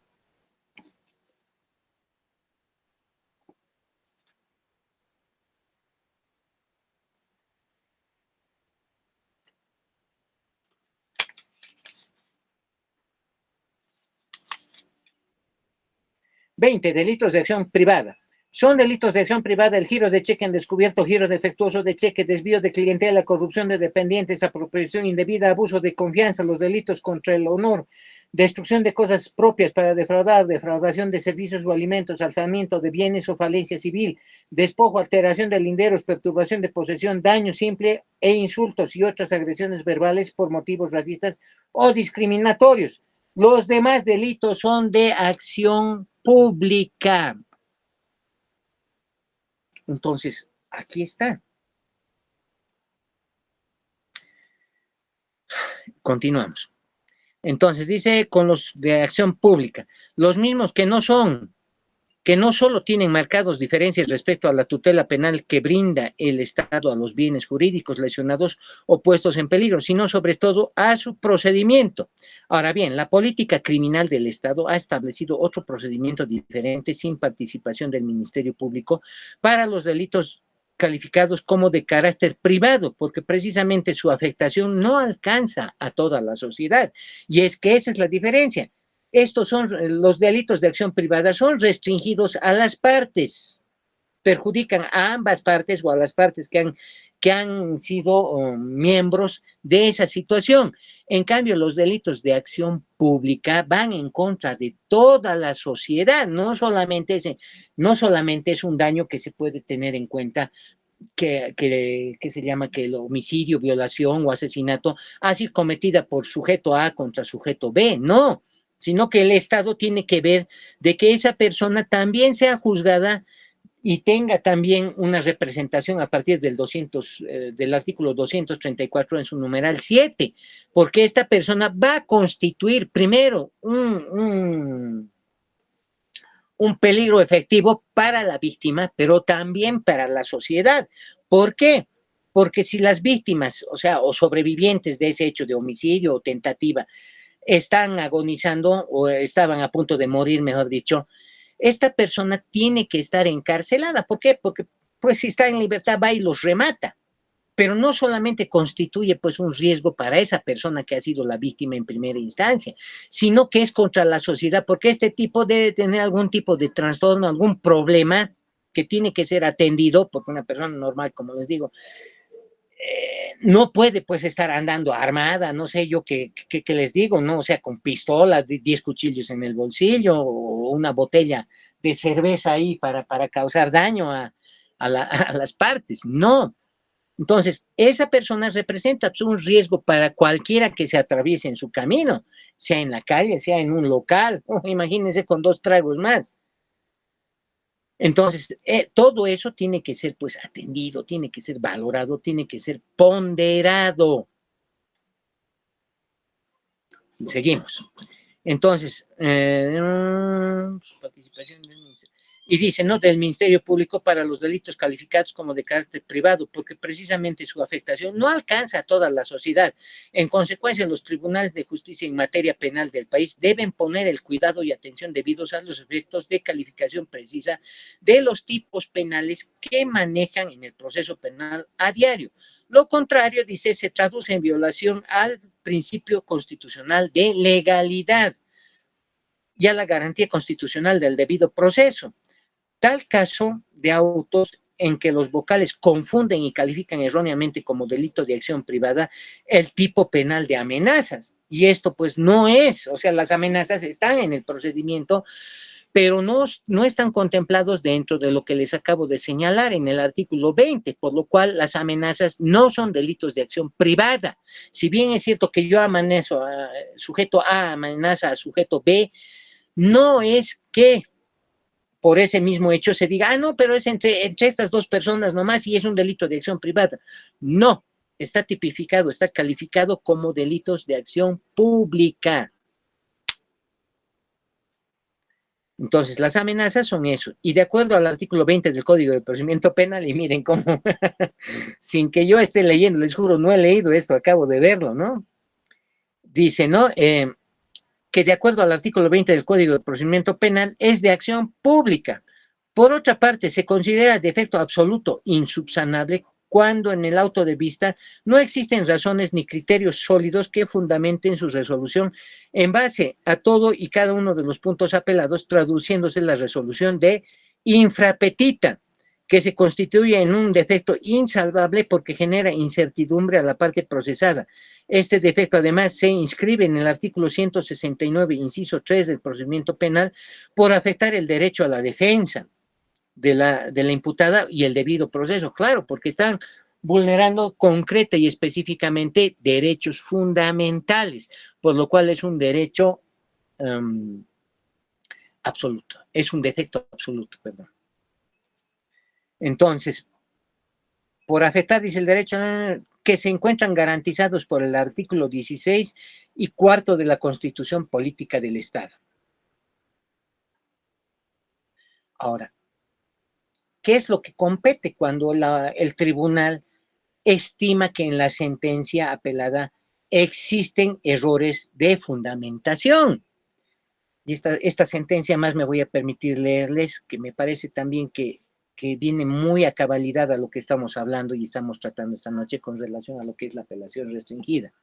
Dice, considerando que el examen del recurso de casación y los datos del proceso se tiene, uno, que se evidencia, dice, la contradicción jurídica consistente en que el Tribunal de Apelación advierte la carencia de fundamentación en la sentencia apelada. Esto es algo sustancial porque dos elementos que hacen a una sentencia son la fundamentación y la motivación. La fundamentación que se va a sustentar evidentemente en la parte fáctica, histórica de cómo se ha dado el hecho, pero también en la parte jurídica, porque va a estar sostenida en lo que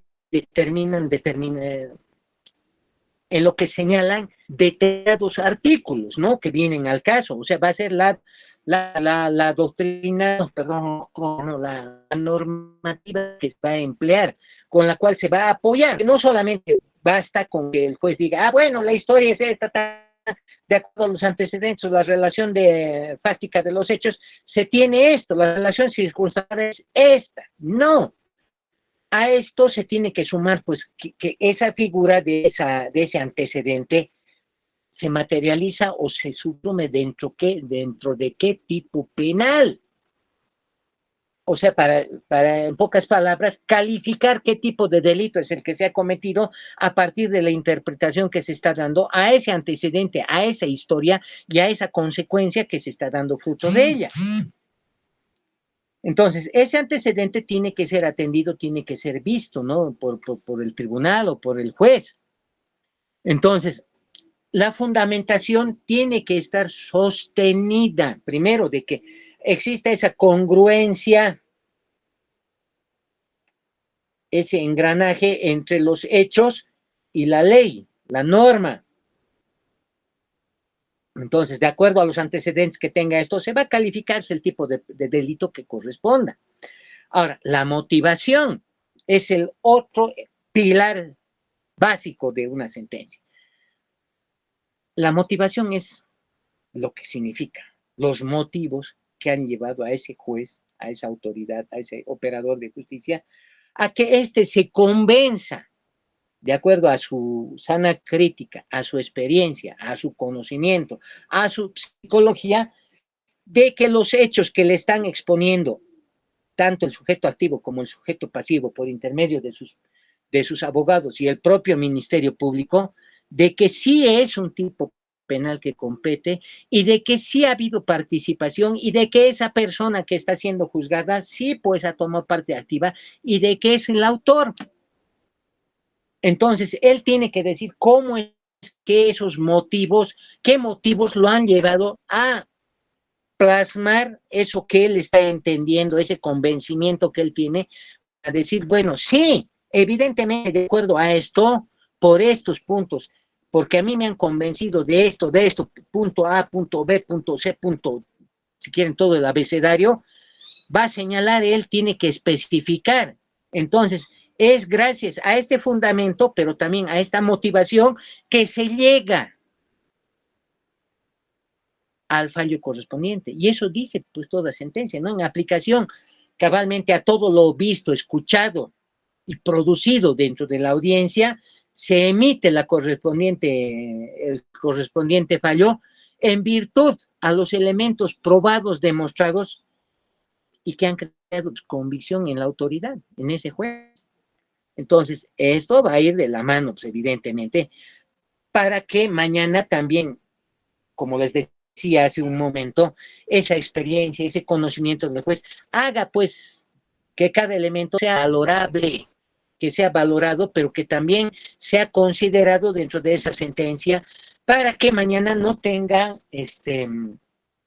observaciones. Pero como les digo, eso es casi imposible. De 100, por decir un número, habrá pues un solo caso en el cual no apelan, porque realmente están muy felices el autor con los 30 años que le están clavando y los otros también satisfechos con la pena que le ha puesto el juez. Pero después, en la mayoría de los casos, toda la vida, esté bien o esté mal la sentencia, siempre va a estar apelada porque va a ir en desmedro pues de uno o del otro, o de ambos en su defecto, como les había señalado, porque van a creer que al momento que ellos han hecho su reserva de apelación con el punto observado concreto, eso va a cambiar sustancialmente la sentencia, pero como les digo, esto también va a ser ponderado y valorado por la autoridad ante la cual se está elevando esa sentencia para que sea revisada. Y si la autoridad también ve que se ha incumplido el procedimiento, que se ha lesionado algún artículo o se está quebrantando el debido proceso como tal, va a dar curso. Pero si no llega a establecerse tampoco esto, pues se mantiene nomás, se confirma esa sentencia. Esa es la otra figura que también nos faltó señalar. O sea, si se confirma, pero ¿será que ahí muere? No, que también es para estar concluyendo con los recursos y que va a ser la casación. Entonces, primera instancia, el juez o el tribunal que emitir la sentencia. Segunda instancia, va a venir a darse a partir de ese tribunal o vocal que va a atender o va a revisar esta sentencia. Y la última fase dentro de esta segunda instancia vendría a ser la casación, ¿no? Que ya va a ser realizada por parte del Tribunal Supremo de Justicia. Entonces, ellos serán ya la última palabra para agarrar y poder emitir ya, confirmando o rechazando esa apelación, ya se le va a dar un sentido o una ponderación, una valoración de sentencia en firme a la que ya venga de Sucre con el auto de vista o el auto supremo, perdón. Porque sentencia, auto de vista, el que tendríamos que tener en la primera apelación, y auto supremo, el que vuelve con la casación, como resultado de la casación. Bueno, entonces, continuemos con esto. Dice, dándole el término, dos, asimismo el Tribunal de Alzada se da cuenta que existe omisión formal en el recurso de apelación restringida.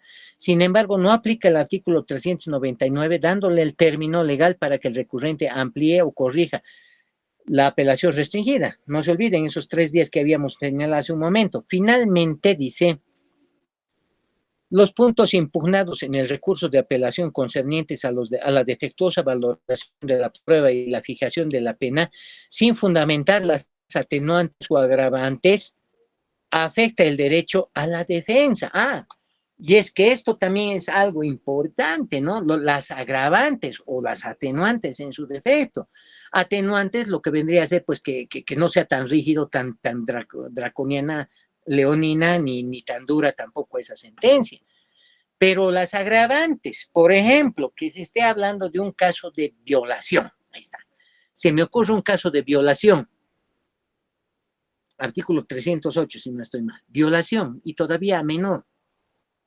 ¿Y cuál puede ser? O sea, ya estamos hablando de que por el simple hecho de que sea una menor de edad, le va a sumar a la pena, ¿no es cierto? Le va a sumar a la pena. Y si ustedes me permiten, vamos a dar lectura a eso.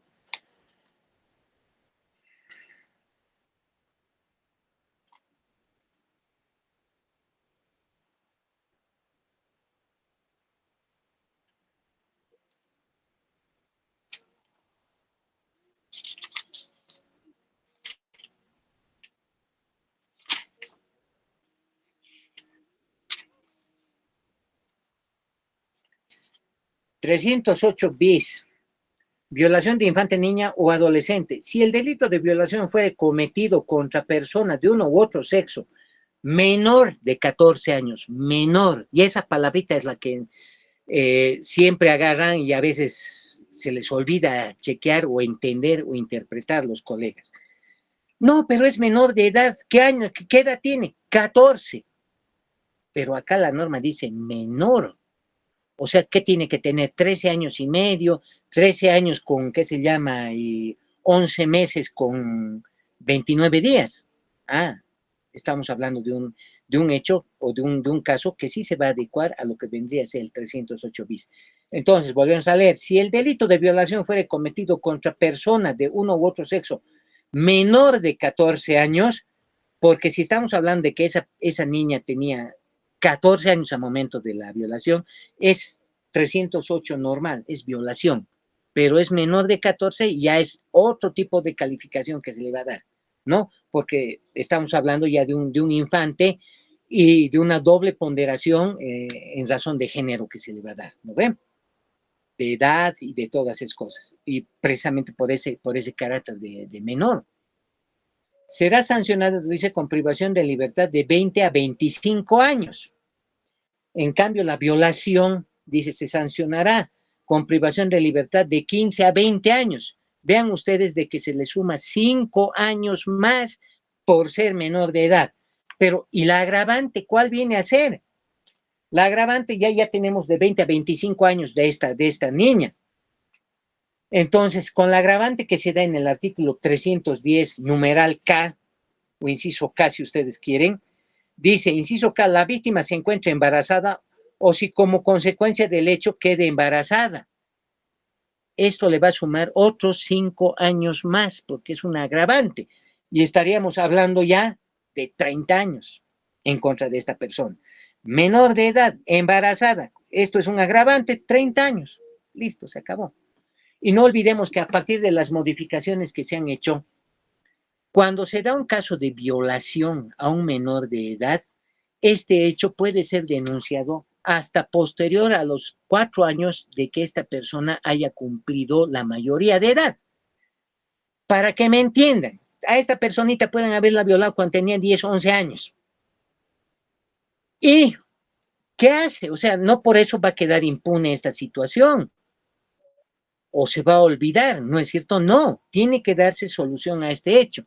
Pero ¿qué pasa a esa persona? Ah, dicen, la normativa, ¿qué dice? O sea, persona ya mayor de edad, ya, ¿qué se llama? Tiene cierto tiempo de duración, o sea, la prescripción del delito como tal. Pero en estos casos que son especiales, no se da eso.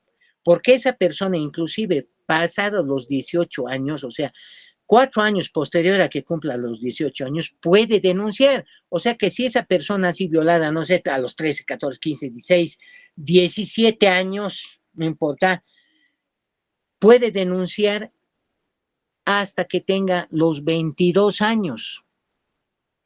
Imagínense ustedes. Entonces, eso no lo digo yo, eso está en la norma.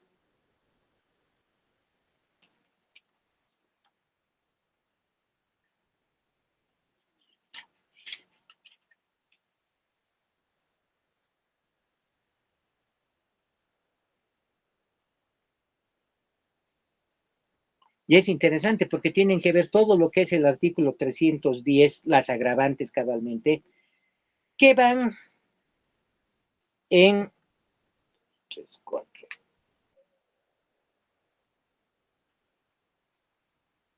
15 formas en las cuales, dependiendo cada una, si se acoge a esta forma, pueden irse dando como agravantes. ¿Por qué? Porque mucho va a influir de que quede embarazada, de que ese menor de edad haya estado bajo la protección y cuidado de su agresor, por ejemplo, es otra de las formas también. Ese es un agravante. O sea, ¿por qué? Porque esa persona, como agente de cuidado de esa guagua, se ha aprovechado de esa condición, de su vulnerabilidad, de su dependencia, hasta de su afecto, y ha abusado. Entonces, ¿Cuál es la competencia del Tribunal de Alzada? Y con esto acabamos, para resolver el recurso de apelación restringida. Y esta sentencia que me ha encantado podérselas hacer conocer, realmente ha sido bastante enriquecedora, también para el suscrito, porque la mente es frágil, uno se olvida, muchas veces se sabe todas estas cosas, pero se nos van de la cabeza hasta el momento en que tengamos que hacer uso y recurso de los mismos. Doctrina legal aplicable, que el Tribunal de Alzada tiene limitada su competencia porque debe circunscribir su actividad jurisdiccional a los puntos cuestionados. Claro, es que ya les decía también, ¿no? Una apelación no va a ser atendida ni más ni menos por la autoridad, sino en los términos de su redacción. Para que me entiendan, lo que se ve se anota, como en el cacho, ¿no? Pero no va a ir, tampoco esa autoridad puede obviar o dejar de responder a algo que se ha presentado ante él. Entonces, no puede operar ni supra ni ultra petita, ni supra que es menos, ni ultra más allá de lo que se le ha pedido. Tiene que ir a lo que se le está pidiendo, eso concretamente tiene que resolver. Sea bien, sea mal, convenga, no convenga, positivo o negativo, tiene que responder. Por otro lado, dice, los puntos impugnados deben clasificarse y jerarquizarse resumiendo y describiendo cada uno de ellos, actividad que servirá para expresar los fundamentos de la resolución, el auto de vista que resuelva los puntos cuestionados, debe fundamentar cada uno de ellos. Esta actividad de puro derecho debe expresar la interpretación y aplicación de la norma o normas aplicadas a cada aspecto impugnado, con lo cual el actuar del juzgador se ciñe al principio de legalidad. Entonces, es claro y evidente, ¿no? O sea, él tiene que enmarcarse en lo que se le está presentando, en lo que se le está cuestionando, o se le está observando, o se le está pidiendo que resuelva. Ni más ni menos, dando cumplimiento a lo que es, evidentemente, su labor. Ahora bien, con el nuevo sistema procesal, dice, se garantiza la valoración de la prueba y las cuestiones de hecho son de exclusiva competencia del juez o tribunal de sentencia. Además, toda resolución dictada por el Tribunal de Alzada debe fundamentarse dentro del subsistema de recursos penales. No existe doble instancia, de manera que el Tribunal de Apelación conoce solo asuntos de puro derecho. Asimismo, deberá observar los defectos absolutos para reparar los derechos y garantías constitucionales vulnerados, que con referencia a la valoración de la prueba se ha pronunciado el auto número 196 de fecha 3 de junio de 2005, donde se emitió lo siguiente: doctrina legal aplicable, que la facultad de valorar la prueba corresponde con exclusividad al juez o tribunal de sentencia, quien al dirigir el juicio oral y público y recibir la prueba adquiere convicción a través de la apreciación de los elementos y medios de prueba. Convicción que se traduce en el fundamento de la sentencia, que lleva el sello de la coherencia y las reglas de la lógica. Consiguientemente, el Tribunal de Alzada, en caso de revalorizar la prueba, dicho acto convierte en defecto absoluto contemplado en el artículo 169, inciso 3 del Código de Procedimiento Penal, por haberse aplicado el artículo 173, contradiciendo el auto de vista número 45 de 7 de septiembre de 2004.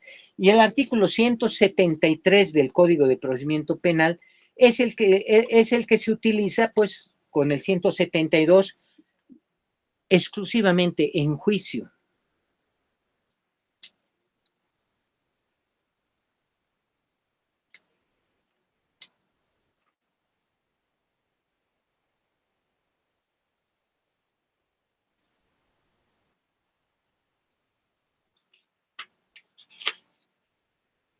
...173, valoración. Y es que todos, el 171, libertad probatoria, 172, exclusiones probatorias, 173, valoración, son específicamente empleados estos artículos en juicio oral. 173, valoración. El juez o tribunal asignará el valor correspondiente a cada uno de los elementos de prueba con aplicación de las reglas de la sana crítica, justificando y fundamentando adecuadamente las razones por las cuales les otorga determinado valor en base a la apreciación conjunta y armónica de toda la prueba esencial producida. Entonces, esto es lo que se va a atender, esto es lo que se va a ver por el tribunal.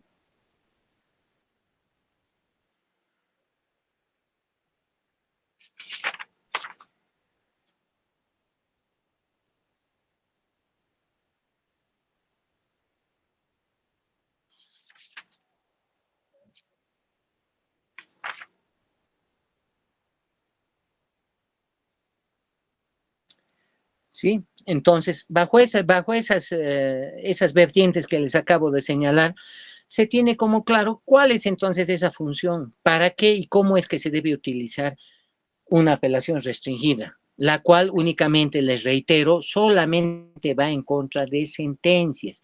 Si hay cualquier otra figura que se pueda dar, ustedes tienen que ver el procedimiento, atender la misma y tratarla como una apelación incidental, que es totalmente diferente, ¿no?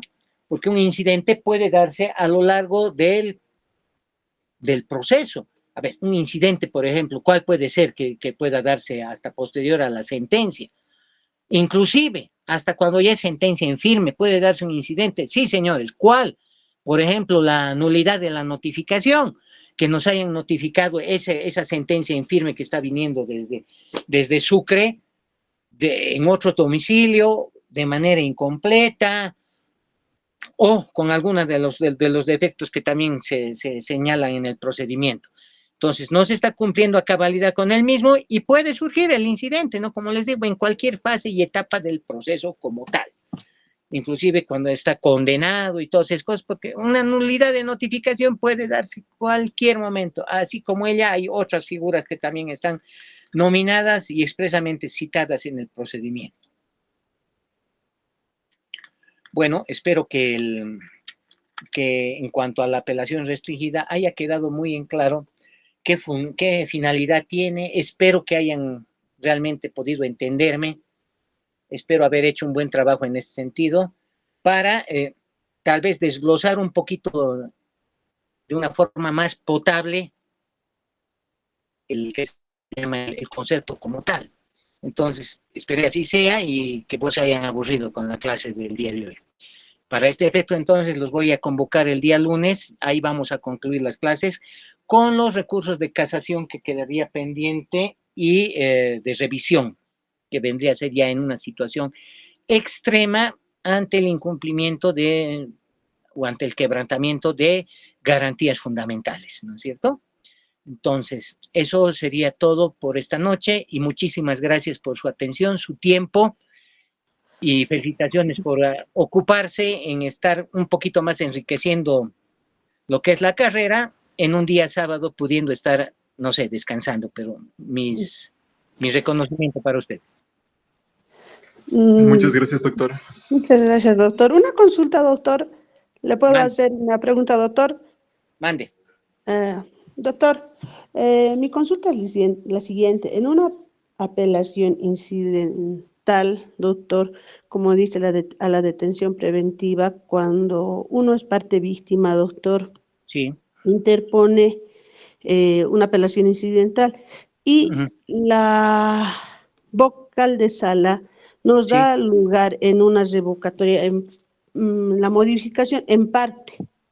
¿Ya? Indica que es un caso, y que Sí. se revoque en parte. En este caso sería en la fianza, que de 7.000 bolivianos se revoque por tentativa de homicidio a 70.000. Sí. Y la otra parte es que por la seguridad de los testigos viendo menores de edad, la parte víctima pide que sea la detención domiciliaria con custodio policial. Sí. Y la vocal da lugar a esto, indica que en 72 horas, una vez que vuelva al juzgado de origen, ¿no? En 72 horas se dé cumplimiento. Una vez que llega al juzgado de origen, doctor, mi consulta es la siguiente. El juez del juzgado de origen puede solicitar, puede impugnar de alguna manera esta disposición de la vocal, doctor. No. Mire, le voy a dar un ejemplo bien claro. Ayer, por ejemplo, le estaba comentando que se ha dado el caso de Sencata, en el cual era una apelación en contra del Tribunal Cuarto. ¿Por qué? Porque ellos se han excusado del conocimiento, se han recusado del conocimiento para atender la tramitación del juicio de Sencata. ¿Y qué han hecho estos señores? Para que me entienda usted. Han agarrado y que se llama, han entrado más allá, o sea, ultra petita, porque no les competía, o sea, decir, bueno, ya, yo me recuso, no sé, porque no quiero llevar, ya tengo excesiva carga procesal o lo que sea, se justifica y con eso se atenderá ya para que se apele o lo que sea, si corresponde o no. Pero otra cosa es de que, digamos, nos metamos al fondo. ¿Y qué han hecho estos señores del caso del Tribunal Cuarto? Han pretendido ellos como tribunal modificar lo que ya había sido, ¿cómo se llama esto? Lo que ya estaba ejecutoriado en relación al juicio de responsabilidad, o sea, a los tribunales que dentro del caso de Áñez, ¿no? Que se está viendo de que ellos se han entrado al fondo diciendo de que este es un proceso un caso de corte, pero ya está ejecutoriado por las salas el hecho de que tiene que ser un proceso ordinario. ¿Qué ha sucedido? Que el día de ayer se ha llevado a cabo la apelación y han sido sancionados, inclusive con un disciplinario más.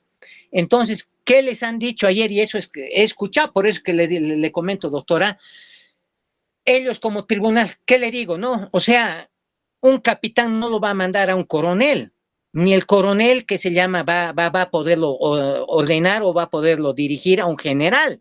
Es por jerarquía. Entonces, lo que hace el superior no lo puede modificar el inferior. ¿Por qué? Porque el inferior tiene determinada labor, función y tuición. Por eso es que si hay alguna observación, no ha estado de acuerdo el fallo que ha dado, la resolución que ha emitido en cuanto a estas medidas cautelares que usted me está señalando, y se ha ido en apelación para el superior. O sea, del cabo ranchero ha subido al coronel, para que me entienda usted.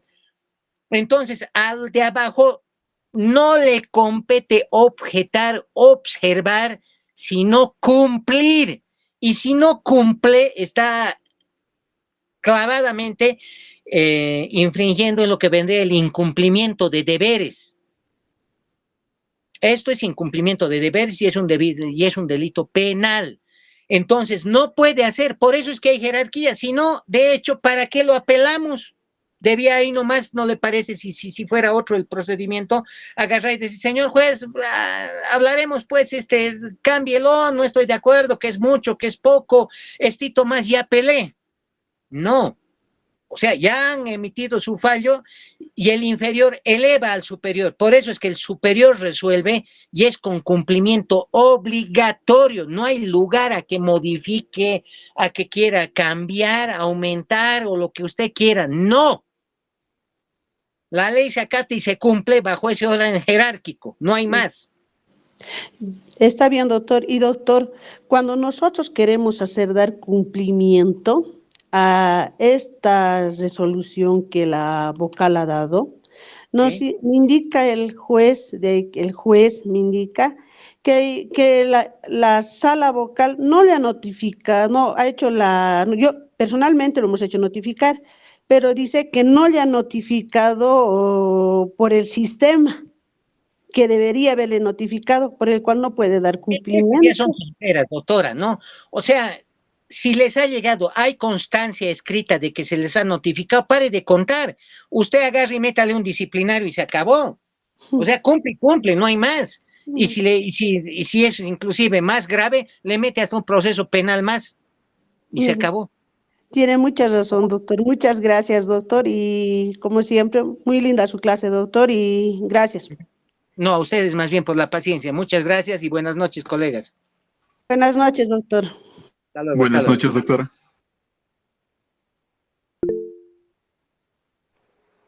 Buenas noches, doctor. Muchas gracias, doctor Iván. Señores participantes, el día lunes continuamos con el curso. Buenas noches a todos. Gracias. Hasta luego. Gracias.